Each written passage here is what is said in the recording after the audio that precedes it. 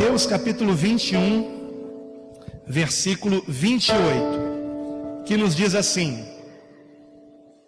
Amém? Todos acharam? E que vos parece? Um homem tinha 2 filhos. Chegando-se ao primeiro, disse: Filho, vai hoje trabalhar na vinha. Ele respondeu: Sim, Senhor, porém não foi. Dirigindo-se ao segundo, disse-lhe a mesma coisa, mas este respondeu: Não quero. Depois, arrependido, foi. Amém? Até aqui. Algumas semanas antes do aniversário da nossa igreja, da Igreja Bíblica Cristã, que foi em outubro desse ano, a classe de jovens, aonde eu sou professor, estava concluindo o estudo referente às 7 igrejas do Apocalipse, para as quais o Senhor enviou para cada uma delas uma carta na qual havia conselhos, repreensões e elogios. Ao final desse estudo, que durou 7 semanas, pois em cada domingo os jovens estudaram uma das cartas, no final eu passei um dever de casa para eles. E eu pedi aos jovens que escrevessem uma carta, obviamente primeiro orando, buscando a direção de Deus, mas que escrevessem uma carta direcionada à nossa igreja, direcionada à Igreja Bíblica Cristã, como se o próprio Jesus estivesse escrevendo para falar conosco, um recado de Deus para a Igreja Bíblica Cristã. Assim como no Apocalipse nós encontramos uma carta para Éfeso, uma carta para Esmirna, uma carta para Tiatira e assim por diante, eu pedi a eles que escrevessem uma carta para a Igreja Bíblica Cristã, seguindo o mesmo modelo das 7 cartas do Apocalipse, ou seja, na carta necessitaria que houvesse elogios, repreensões e conselhos. Muito bem, de cerca de 20 jovens, 5 tiveram a coragem, eu vou usar essa palavra, coragem mesmo, de escrever a carta. Cartas anônimas, que eu pedi que fossem colocadas na caixa de correio da igreja. E 5 jovens escreveram, porque certamente 15 talvez não tenham se achado na condição de tão grande desafio, porque é muito grande mesmo. Você escrever uma carta como se fosse o próprio Jesus escrevendo para a sua igreja é um desafio muito grande. Eu mesmo confesso que se eu fosse um deles, eu não sei se eu escreveria essa carta. Mas 5 escreveram. E quando eu abri a caixa de correio numa segunda-feira, e eu me deparei com a primeira carta ali, irmãos, eu confesso que eu chorei de emoção. Porque me parecia que o próprio Jesus realmente havia escrito aquela carta. E depois chegaram mais 4 cartas ao longo da semana.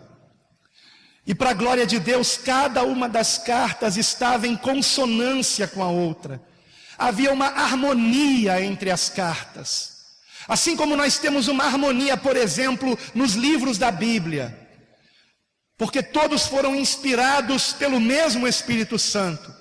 Havia uma harmonia naquelas 5 cartas, porque o mesmo Espírito Santo inspirou esses jovens. Jovens aqui da igreja, que escreveram anonimamente e corajosamente, obedecendo a direção do Espírito Santo. E destas 5 cartas, sem omitir coisa alguma, eu fiz uma única carta, sintetizei as 5 em uma só carta, que é essa carta que está aqui nas minhas mãos. Carta que inclusive foi lida no aniversário da igreja, porque o tema do nosso aniversário foi o que o Espírito diz às igrejas. E eu gostaria de relembrar aos irmãos o conteúdo desta carta, e vocês vão entender o que isso tem a ver com o texto que nós lemos aqui no início dessa mensagem. Nos diz assim, a carta que esses jovens escreveram, depois de orar e pedir a direção do Espírito Santo para que as escrevesse como se o próprio Jesus tivesse escrito para nós. Ao anjo da igreja bíblica cristã, escreve: isto diz o Senhor teu Deus: conheço as tuas obras, o teu amor, a tua força, a tua perseverança, a tua fé, a tua doutrina, as tuas motivações e o teu empenho em seguir a verdade e o amor, incentivando-se mutuamente a viver no reino de Deus. Tenho também ouvido o teu clamor, sei a forma que tens suportado os dias, que são curtos, e que não podes suportar os maus. Tens também se guardado dos falsos ensinamentos, e tens perseverado na prática do amor ao próximo, na compaixão pelos necessitados e na ajuda aos missionários. Tens ainda perseverado em buscar a sabedoria da minha palavra e a tens pregado genuinamente, levando o pecador ao arrependimento. Alegra-te, pois és forte na defesa da palavra. Digo-te que de modo algum perderás o teu galardão. Permaneça firme, para que ninguém roube a tua coroa. Tenho, porém, contra ti, que deixaste o teu primeiro amor, e já não tendes fervor. Abandonaste o meu espírito ao fazer muitas coisas com o teu próprio esforço. Tens agido com 2 pesos e 2 medidas para com os seus, dando preferência aos habilidosos, ainda que não busquem o meu espírito. Não ignoreis o menor dos servos, nem criança, nem jovem, nem homem, nem mulher.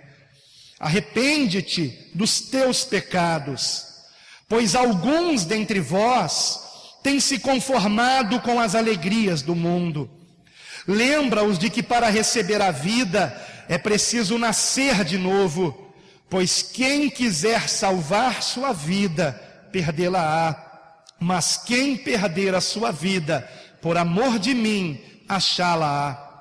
Lembra-te, pois, do que tendes recebido e ouvido, e guarda-o, buscando sem cessar o meu espírito, em constante vigilância e oração, para que não entreis em tentação. Há muito mais do que tens visto, sendo eu o Criador de todo o universo, o Todo-Poderoso. Como podes contentar-se com tão pouco? Não disse eu: os sinais seguirão aos que crerem? O que lhes falta é oração. Eis que se orardes e me buscardes, eu estarei no meio de vós e operarei milagres grandiosos. Mas principalmente, o maior de todos, converterei os corações a mim. Lembra-te que o dia virá como um ladrão, o qual furta na escuridão da noite e leva o que não se vigiava. Assim será a vinda do Senhor.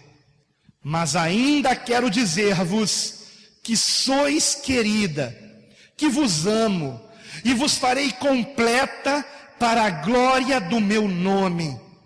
Que os vossos olhos sejam bons, para que vossos corações sejam cheios de paz.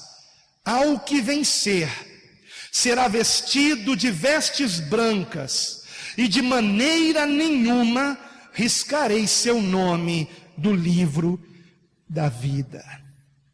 Quem tem ouvidos, ouça o que o Espírito diz às igrejas. Amém. Amém. Como eu disse a vocês,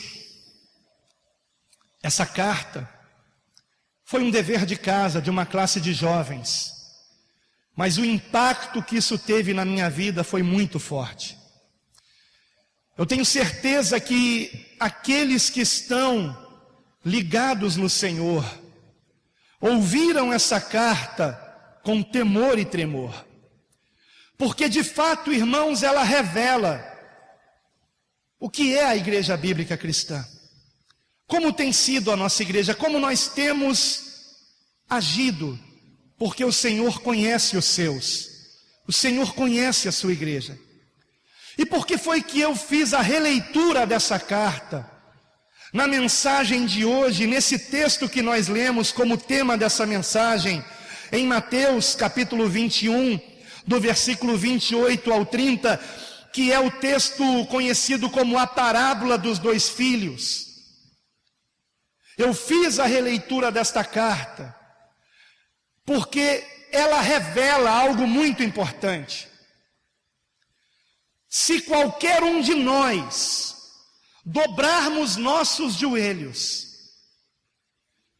e perguntarmos ao Senhor como está a nossa vida perante Ele, o que nós temos feito de bom e mais, onde estamos errando e o que devemos fazer para que sejamos ainda mais agradáveis aos olhos de Deus, eu tenho certeza que qualquer um de nós aqui poderia ter escrito uma carta semelhante a essa. Porque, irmãos, assim como os dois filhos desta parábola, e nesses dois filhos está representada a igreja, nós estamos representados aqui nesta parábola. Assim como esses dois filhos sabiam a vontade do Pai, nós também conhecemos a vontade do Pai. Nós sabemos o que estamos fazendo de certo e principalmente nós sabemos aonde nós estamos falhando. Nós sabemos o que nós deveríamos fazer e nós não estamos fazendo. Em outras palavras, aonde é que nós estamos apenas na teoria e não entramos na prática? Porque se fossem duas filhas, mulheres, e pudéssemos dar um nome para essas filhas, eu daria o seguinte nome para a primeira filha, que disse que iria fazer a vontade do Senhor, mas não fez, eu daria o nome de teoria. E para a segunda filha, que disse, eu não vou fazer, mas depois se arrependeu e fez, eu daria o nome de prática. Quem somos nós? Nós somos uma igreja na teoria, ou nós somos uma igreja na prática? Irmãos, nós gravamos pregações aqui na igreja desde 2006 e colocamos na internet. Nós já estamos em 487 pregações, se não me falha a memória. Em breve chegaremos a 500 pregações online. 500 pregações, eu não fiz o cálculo ainda. Em média, uma pregação ela dura de 40 a 45 minutos, em média. Quantos minutos de mensagem nós já ouvimos? Eu praticamente ouvi todas essas mensagens, todas elas, praticamente. Nós sabemos o que devemos fazer. É claro que alguém que agora está conhecendo a Bíblia, alguém que talvez ainda nem sequer tenha sido batizado, não conhece ainda o bastante, mas eu conheço bastante, você conhece o bastante. O que nós precisamos não é de mais palavra, o que nós precisamos é de mais ação. Nós conhecemos a vontade do Pai, conhecemos, sabemos o que devemos fazer, nos cultos aqui ao final de cada culto.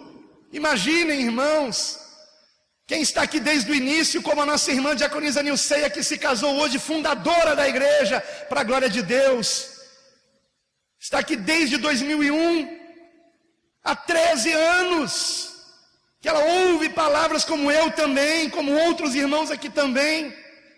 Muitos estão aqui há 10 anos, como outro dia o diácono Alex me procurou e disse: pastor, ontem eu fiz 10 anos de IBC.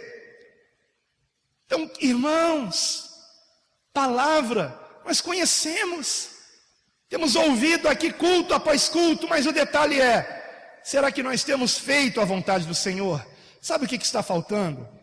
Nós aplicarmos nas nossas vidas aquilo que nós temos ouvido aqui. Aplicarmos. Conhecer a vontade de Deus, nós conhecemos.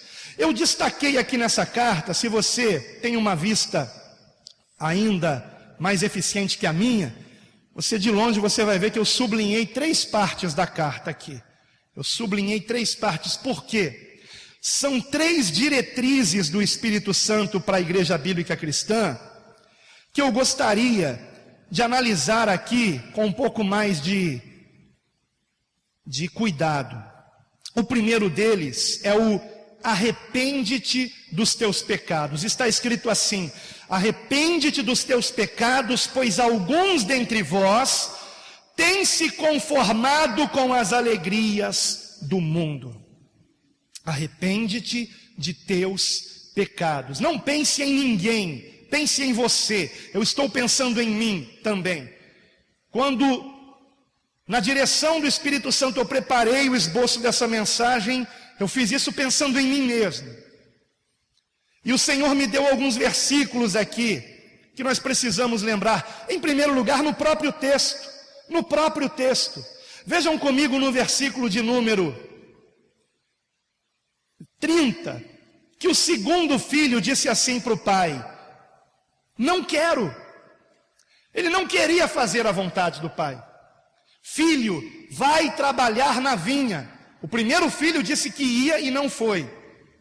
E o segundo, a primeira reação dele foi: não quero. E eu preciso lembrar uma coisa, irmãos. Tudo que diz respeito à palavra de Deus, a sua carne, a minha carne, não quer fazer. Não quer. A nossa carne não quer fazer a vontade de Deus. Isso foi de maneira muito clara e evidente, ilustrada por Paulo, o apóstolo, e ele foi muito humilde quando disse: o bem que eu quero fazer não faço, e o mal que não quero, esse faço. Ele dizia de uma luta constante, da carne contra o espírito e do espírito contra a carne. Mas ele também nos mostrou como a nossa carne pode ser submetida ao Espírito Santo, se nós alimentarmos o espírito, por meio da palavra, por meio da oração, por meio das armas espirituais que Deus nos deu, do jejum em oração também. Há quanto tempo você não jejua, eu não jejuo? Os pastores agora retomaram, para a glória de Deus, nessa igreja, a prática do jejum semanal. E no domingo passado mesmo, o pastor Ricardo pediu que eu lembrasse: se alguém quisesse jejuar conosco às segundas-feiras, estão convidados. Porque de fato, quando jejuamos em oração, nos fortalecemos em Deus e conseguimos vencer a carne, irmãos. Então a primeira coisa que eu quero dizer é que, assim como o segundo filho, eu espero que sejamos ele. Eu espero que sejamos esse segundo filho. Não o primeiro da teoria, mas o segundo da prática. Que sinceramente disse: não quero. Eu não quero. Eu não quero orar. Eu não quero ler a Bíblia. Eu não quero jejuar. Eu não quero ir no orfanato. Eu não quero ir no asilo. Eu não quero ir no Projeto Amor, ajudar morador de rua. Eu não quero. Eu quero ficar no conforto da minha casa. Aliás, eu não quero nem vir para a igreja. Eu só vim hoje porque foi casamento da irmã, e eu sei que vai ter bolo no final. Eu não quero. Seja sincero. Talvez você não quisesse estar aqui nessa noite. O segundo foi sincero. Será que nós estamos sendo sinceros com Deus? Será que nós estamos sendo sinceros com Deus? Será que estamos sendo sinceros na compreensão de que realmente o que o Senhor nos pede, nos orienta, nós não queremos fazer? Não queremos fazer, irmãos. Por exemplo, nós não queremos, muitas vezes, pedir perdão quando erramos. Porque para pedir perdão nós temos que nos humilhar. Eu acredito que não há nada mais difícil do que pedir perdão. E quem é casado sabe disso, né? Vocês que se casaram hoje, e que também já foram casados, sabem disso. A melhor coisa é o casal evitar o problema, porque senão entra naquele clima de guerra fria.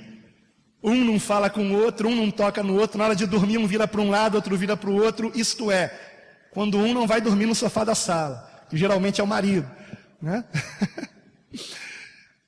Mas nós temos que vigiar, porque o Senhor nos ensina a não julgar, a não condenar, a perdoar. Será que aplicamos isso nas nossas vidas? O Senhor disse o seguinte: se você for apresentar a tua oferta e se lembrar que o teu irmão tem alguma coisa contra você, deixa no altar a tua oferta e vai lá se reconciliar com o teu irmão. Reconcilia-te depressa com o teu irmão, disse o Senhor, depressa. Pedro, que tinha um irmão, André, ele certa vez perguntou a Jesus: Senhor, quantas vezes eu devo perdoar o André? Quantas vezes eu devo perdoar o meu irmão? Eu acho que ele estava se referindo a irmão mesmo, sabe? O irmão André, o irmão na carne mesmo. Porque geralmente em família é que há os maiores problemas. Quantas vezes meu irmão ali, que o Senhor cometeu um engano chamando ele para ser apóstolo, mas tudo bem. Quantas vezes o meu irmão deve pecar contra mim e eu lhe perdoe? Até 7. Pedro devia estar contente, que ele devia estar contando. Bom, meu irmão já pecou 8 vezes, então não preciso perdoar mais ele. Até 7, Senhor. Até 7 vezes eu devo perdoar meu irmão. E vocês conhecem a resposta de Jesus: não te digo até 7, mas até 70 vezes 7. É claro que o Senhor não estava falando para Pedro calcular quantas vezes deveria perdoar o seu irmão. Ele estava dizendo com isso o seguinte: perdoe sempre, perdoe sempre. Em outra ocasião ele disse: se 7 vezes no mesmo dia o teu irmão pecar contra ti, 7 vezes tu lhe perdoarás. Será que nós estamos praticando isso? Por exemplo, porque arrepende-te dos teus pecados significa o seguinte: fazer aquilo que não queremos fazer. Fazer aquilo que não queremos fazer. Será que nós temos feito? Vocês se lembram que Jesus ilustrou o grande dia em que nós prestaremos contas com Ele? Ele ilustrou isso em Mateus capítulo 25, com a figura de um pastor que separa as ovelhas dos bodes. Eu tenho certeza que a maioria de vocês se lembra disso. E os bodes foram condenados, não por terem feito coisas erradas, mas foram condenados porque não fizeram o que deveriam fazer. Jesus disse a eles: eu tive fome e não me destes de comer. Eu tive sede e não me destes de beber. Eu estava nu e não me vestistes. Eu era forasteiro e não me acolhestes. Eu estava preso e não fostes ver-me. Eu estava doente e não me visitastes. E os bodes perguntarão ao pastor: quando foi que te vimos assim? E ele dirá: todas as vezes que deixastes de fazer isso a qualquer um dos mais pequeninos, foi a mim que deixastes de fazer, diz o Senhor. Nós temos que nos arrepender do que não temos feito. Será que estamos fazendo a obra de Deus? Será que estamos aproveitando a oportunidade que diariamente Deus nos dá para ajudar alguém? Ou será que quando temos essa oportunidade, nós enganamos a nós mesmos, nos distraindo com alguma coisa? Você sabe o que deve fazer, então faça, você sabe, faça, se arrependa do seu pecado. Não basta dizer para Deus: eu me arrependo. Nós temos aqui no texto o segundo filho dizendo que não queria, mas depois ele se arrependeu, e ele não procurou Deus para dizer: eu me arrependo. Ele simplesmente tomou a posição de servo, arregaçou as mangas e se colocou no trabalho, irmãos.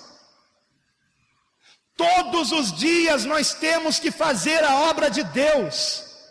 Ué, pastor, não é só quando a gente está aqui, não? É claro que não. Ainda hoje pela manhã eu disse aos jovens: aqui é nosso campo de treinamento. A obra de Deus se faz lá fora, começando pela nossa casa, começando pelo nosso lar, começando pelo meu tratamento com a minha esposa, pelo meu tratamento com os meus filhos. Eu não sou perfeito, eu erro ainda, mas eu preciso querer aplicar a palavra de Deus na minha vida, começando pelo meu lar. Pelo meu lar. Se a minha esposa errar, eu preciso perdoá-la, ela precisa me perdoar. E o mesmo princípio nós temos que aplicar no nosso trabalho, na nossa vizinhança, com os nossos inimigos. Eu não vou perguntar, mas eu tenho certeza que a maioria de vocês tem alguém que não gosta de você. A maioria. Há pessoas que não toleram você, que não querem olhar para você. Qual é a sua reação? É importante nós lembrarmos o seguinte, irmãos: o diabo não pode tocar em nós. Escute, isso é muito importante. O entendimento disso mudou a minha vida. O diabo não pode tocar em nós. Então sabe o que ele tenta fazer? Tirar de nós uma reação. Cria-se, o maligno cria uma situação e fica observando qual será a tua reação.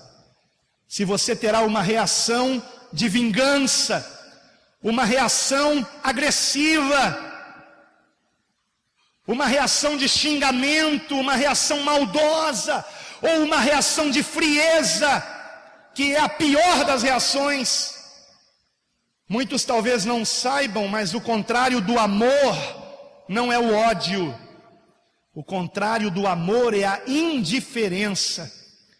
É quando a pessoa já não fala mais com o outro, finge que o outro não existe, não cumprimenta mais. E Jesus disse: se você cumprimentar apenas aquele a quem você ama, que mérito há nisso? Todos os pecadores cumprimentam aqueles a quem eles amam. Nós fomos chamados para fazermos a diferença, irmãos, para sermos o sal dessa terra, a luz desse mundo, refletindo o amor de Deus que Ele deposita em nosso coração. Será que nós temos aplicado a palavra de Deus quando surge a oportunidade? Quando alguém se levanta contra nós e tenta nos humilhar, nos envergonhar. Eu passei por um teste desse ano passado, onde uma pessoa me xingava publicamente na rua, me xingava, porque ele colocou fogo no terreno. Eu fui e apaguei o fogo que estava indo lá para dentro da minha casa. E ele achou que ele tinha o direito de fazer isso. Eu simplesmente apaguei. Ele começou a me xingar, começou a falar, eu não respondi. Porque naquele momento eu me lembrei disso. O diabo quer tirar uma reação de você. Ele quer que você responda e pague na mesma moeda. Ele quer que você se exalte. E aí eu me lembrei que Jesus disse, aquele que se exaltar será humilhado. Então eu não vou me exaltar. Eu engoli seco ali. Meu coração acelerou. O sangue subiu para a cabeça, mas eu me lembrei desses versículos, eu me lembrei do Senhor, eu me lembrei que eu tinha que dar um bom testemunho. E aquele homem me xingava, me chamando de pastor.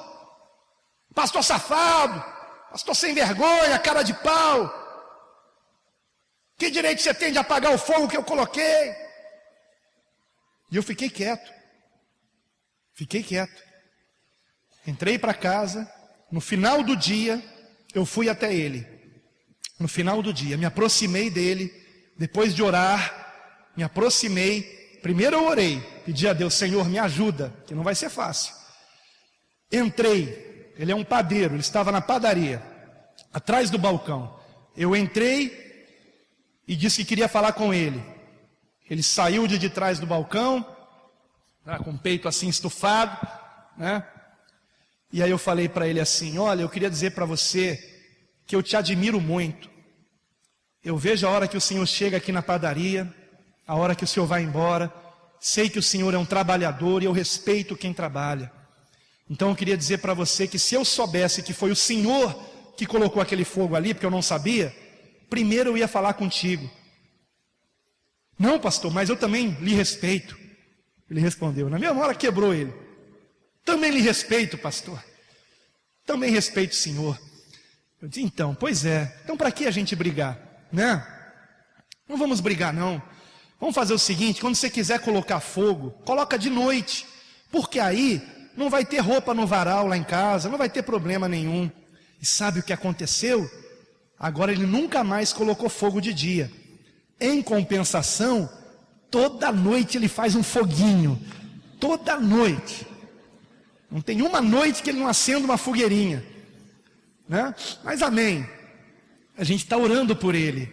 Lembram do princípio? Orai pelos que te perseguem. Orai pelos que te perseguem. Abençoai os que te amaldiçoam. Então é isso que nós temos que fazer, irmãos. Será que você tem aplicado na sua vida a palavra de Deus quando surge a oportunidade? Nessa carta está escrito também que os vossos olhos sejam bons, para que os vossos corações sejam cheios de paz. Ao mesmo tempo que nós temos que olhar para nós mesmos, com essa autoanálise, com essa autocrítica, nós não temos que fazer isso com o nosso próximo. Pelo contrário, nós precisamos enxergar no nosso semelhante aquilo que ele tem de bom. Ainda usando essa ilustração, foi o que eu fiz quando eu dobrei meu joelho e orei, para que eu pudesse conseguir falar com aquele padeiro que estava zangado comigo, que havia me desrespeitado, me humilhado publicamente. Eu procurei me lembrar o que ele tinha de bom. E eu me aproximei dele dizendo isso. Eu admiro o Senhor porque o Senhor é um homem trabalhador, batalhador, acorda cedo, é o último a sair daqui da padaria. Eu lhe admiro, o Senhor tem algo de bom. Será que nós temos feito isso, irmãos? Será que nós temos olhado para o nosso próximo e encontrado nele algo para se elogiar? Amém? Algo para nós admirarmos. Nós precisamos exercitar isso, irmãos. Precisamos, queridos. Eu preciso exercitar isso. Deus me deu o privilégio, não somente a mim, mas aos demais pastores desta igreja. Sem querer aqui fazer média e sem também querer aqui exagerar, mas eu estou sendo sincero. Deus nos deu o privilégio de pastorearmos as melhores ovelhas que nós já conhecemos. As melhores. Vocês são os melhores que eu já conheci. As melhores ovelhas. porque vocês vivem o Evangelho, porque vocês no dia a dia procuram fazer a vontade de Deus. E é por isso que essa carta começa dizendo: conheço as tuas obras, o teu amor, a tua força, a tua perseverança, a tua fé, a tua doutrina, as tuas motivações corretas, o teu empenho em seguir a verdade e amor, incentivando-se mutuamente a viver no reino de Deus. Então, há coisas boas acontecendo aqui, há coisas boas acontecendo na igreja bíblica cristã, há coisas boas acontecendo na sua vida, irmãos. Então nós não podemos aqui olhar apenas o que é negativo, nós temos também que elogiarmos aquilo que está dando certo, elogiarmos trabalhos que estão sendo bem executados, elogiarmos quando alguém faz a coisa certa, elogiarmos como, por exemplo, no domingo passado, eu mencionei no início do culto, que um casal não estava aqui, e no meio do culto o casal aparece aqui na igreja. Sabe por que o casal apareceu?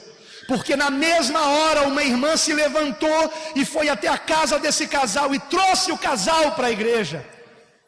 E como é que eu não podia elogiar uma atitude dessa? Quando eu soube disso, eu falei com a irmã: irmão, não sabia que você fez isso. Eu quero parabenizar você, irmã, pela sua atitude, pelo seu amor em fazer isso, e é disso que eu estou falando. Então, nós temos tido essas atitudes de amor ao próximo, de amor aos missionários. Irmãos aqui têm doado e ajudado pessoas necessitadas, mas no dia a dia, na sua casa, no seu trabalho, quem tem sido você? Procure ver o lado bom das coisas. De vez em quando eu vejo no Facebook pessoas que congregam aqui, escrevendo murmurações, escrevendo, lamentações. Nós temos Deus, irmãos. Não olhem para as coisas negativas, mas tenhamos olhos bons. Vejamos o lado bom de cada situação. Amém, queridos? Veja o lado bom das coisas, preste atenção nisso. Não olhe para o lado negativo, para as coisas ruins. Olhe para aquilo que é bom, para aquilo que está sendo bênção na sua vida, e agradeça a Deus. Se acostume a agradecer a Deus sempre. Aconteça o que acontecer, sempre cultive um coração grato diante de Deus. Pare de murmurar, pare de reclamar. Não espere uma bênção, porque se você ama Jesus, se você está em Cristo, se você tem o Espírito de Deus, você já é uma bênção para a glória do Senhor.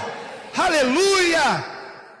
Se você parar para pensar, você não tem que pedir mais nada, a não ser mais do Espírito Santo de Deus. Aleluia! Não se preocupe com coisas materiais. As coisas materiais são uma consequência de alguém que coloca o reino de Deus em primeiro lugar. O Senhor Jesus disse que os olhos são a lâmpada do corpo. Se os nossos olhos forem bons, todo o nosso corpo será luminoso. Mas se os nossos olhos forem maus, seremos treva. E Jesus acrescentou: e que grandes trevas seremos. Isso está em Lucas capítulo 11, versículo 34 e 35. Que nós tenhamos olhos bons, para que tenhamos paz. Amém? Ultimamente eu tenho procurado muito fazer isso, irmãos. Quando alguém comete algum deslize, quando alguém comete algum erro, sabe o que eu faço? Eu procuro me lembrar quantas vezes essa pessoa já acertou. Quantas vezes essa pessoa já foi bênção na minha vida, ou na vida de outras pessoas. E não é por causa de um deslize que eu vou esquecer de todo o bem que essa pessoa fez. Tenhamos olhos bons, irmãos. Vamos praticar isso. Nós sabemos que temos que ter olhos bons, e é por isso que está escrito nessa carta tal coisa. E finalmente, A terceira diretriz do Espírito Santo, e assim nós vamos orar em seguida. A terceira diretriz do Espírito Santo é: deixaste o teu primeiro amor e já não tendes fervor. A falta de fervor espiritual é o sintoma de que nós não estamos mais amando a Deus como no princípio nós o amávamos. Você lembra que no princípio da tua conversão, você louvava com emoção, você orava com lágrimas nos olhos. Você lembra o teu interesse pela palavra no início da tua conversão? Você lembra que você lia mais a Bíblia, que você orava mais, que você até jejuava? E por que não mais isso? Porque deixaste o teu primeiro amor. Todos nós sabemos disso. Todos nós sabemos que precisamos ter mais fervor. E o que falta? Apenas fazermos isso, irmãos. Apenas fazermos isso. E por isso é que o culto de quarta-feira se tornou um culto de oração e adoração. Um culto de busca e clamor de Deus. Só que eu noto que a maioria de vocês, eu digo isso agora para a igreja bíblica cristã, a maioria dos irmãos que têm congregado conosco, apesar de serem pessoas maravilhosas, apesar de serem pessoas cheias de amor ao próximo, ainda não demonstram na oração, no clamor, no louvor, o amor a Deus. Por que vocês se retraem? Por que vocês não se soltam? Deixe acontecer, deixe fluir. É como um barco no qual você já está dentro, mas você continua amarrado ao porto. E não adianta remar, não adianta levantar as velas e o vento soprar, se você não desamarrar aquilo que prende você. Se solte, chore na presença de Deus, sorria na presença de Deus, clame a Ele. Não se envergonhe do Senhor, mas o busque de todo o teu coração. De todo o teu coração. Você gosta de futebol? Você tem um time do coração? Quando você está assistindo um final de campeonato e o seu time está jogando e ele marca o gol da vitória, como é que é a sua emoção naquele momento? Gol! Ah lá, gol! Foi gol, legal, né? Não é assim. Você grita, você pula, você se emociona com uma coisa vã e fútil, que são os marmanjões fedorentos correndo atrás de uma bola. Você se emociona com isso. E com Deus, onde está a sua emoção? Com as coisas de Deus. É por isso que a palavra diz que o Espírito Santo tem ciúme de nós. Porque para coisas vãs e fúteis nós nos derramamos de emoção, e para as coisas de Deus, às vezes somos frios e indiferentes. Há pessoas que na hora da oração cruzam os braços, meu Deus. E você sabe o que mais? Talvez tenha sido alguém que escreveu essa carta. Talvez tenha sido alguém que acusou a igreja de não ter fervor, mas eu pergunto, ok, você que está dizendo que a sua igreja não tem fervor, quando os pastores dizem, vamos clamar a Deus, o que você faz? Ah, você fica esperando o fervor acontecer. Não, você tem que fazer a sua parte. Você tem que fazer a sua parte, entende? Nós temos que fazer a nossa parte. Porque o Espírito de Deus age sim, mas Ele age através de você, através de mim. Se nós dermos vazão a Ele, aleluia, permita que o Espírito de Deus conduza você a um nível de adoração mais elevado, a um nível de intimidade com Ele nunca antes experimentado na sua vida, porque é isso que Deus tem falado à sua igreja. O Senhor tem despertado a igreja para a oração, tem nos despertado para uma intimidade maior com Ele. Se assim fizermos, veremos coisas maravilhosas acontecendo, e a principal de todas, os corações se convertendo a Cristo, através da sua vida, para a glória de Deus. Aleluia! Vamos fazer isso, irmãos. Vamos sair da teoria, vamos sair da teoria. Como diz em Romanos 12:11, é um imperativo: sede fervorosos de espírito, sede fervorosos de espírito. A indiferença é o desamor. Não seja indiferente. Você sabe que deve fazer alguma coisa e não tem feito. Não seja como aquele primeiro filho que respondeu ao Senhor: sim, Senhor, porém não foi. Quantas vezes nós temos feito isso? Quantas vezes nós temos dito a Deus: sim, Senhor, eu farei tua vontade, e no momento em que finalmente somos confrontados com a oportunidade de fazermos a vontade do Senhor, deixamos de fazê-la. Vamos sair da teoria e vamos para a prática, em nome de Jesus.